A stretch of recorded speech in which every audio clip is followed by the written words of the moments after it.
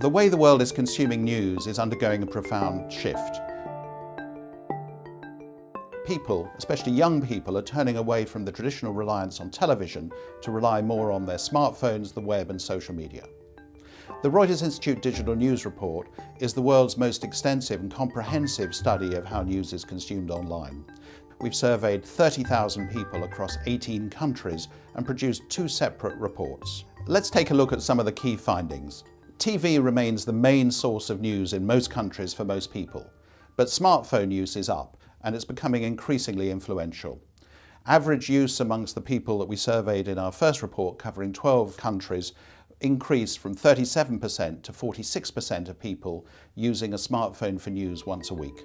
The rise of the smartphone means intensified competition for the home screen, and it means that mobile news is dominated by a few successful players. On average, people use 1.5 news sources on their smartphone each week. Mobile phone use and smartphone use is weighted towards the under 45s. And it leads to our next key finding, which is that this age group are turning away from traditional news sources, especially television, and relying much more on online, social media in particular, and Facebook. 41% of our survey sample used Facebook to find, read, watch, share or comment on news in the last week, and that's over double the nearest rival. Not all the trends we're looking are developing equally across countries. One area where we're seeing big differences between countries concerns participation and commenting on the news, where the Brazilians are most engaged and the Japanese least.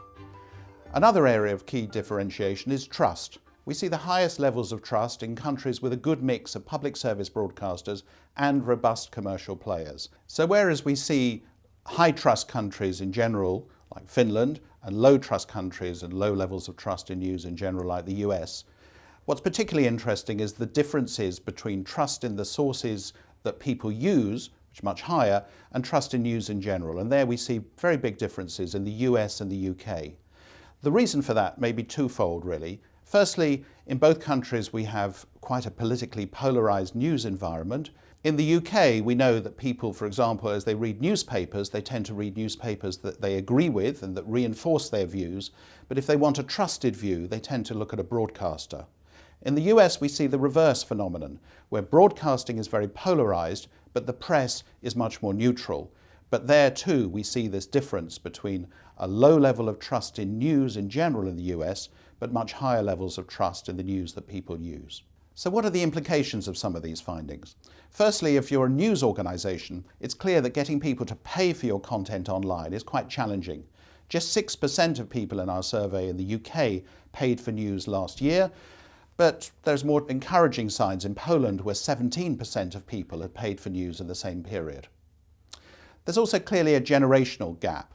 TV is still the main source of news in many countries for most people, but how much will this change as young people move to rely more on their smartphones and as television overall is in decline?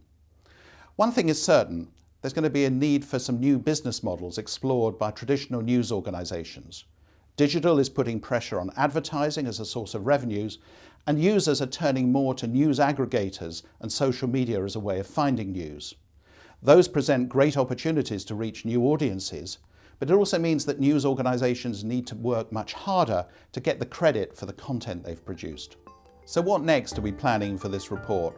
Well, we had 13 sponsors for our main report, which covered 12 countries. And one of those sponsors, Google, also supported us to extend the main report to look at 6 other European countries. In 2016, we're going to cover 26 countries in the report. Our plan is to produce 8 new reports in the course of 2016 and various academic journal articles alongside the 2016 main digital news report.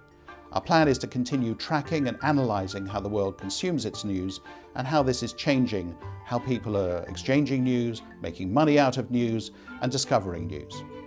If you want more information about the Digital News Report, you can go to the Digital News Report website, where there's interactive graphics, charts, video presentations of findings, essays and a full set of resources.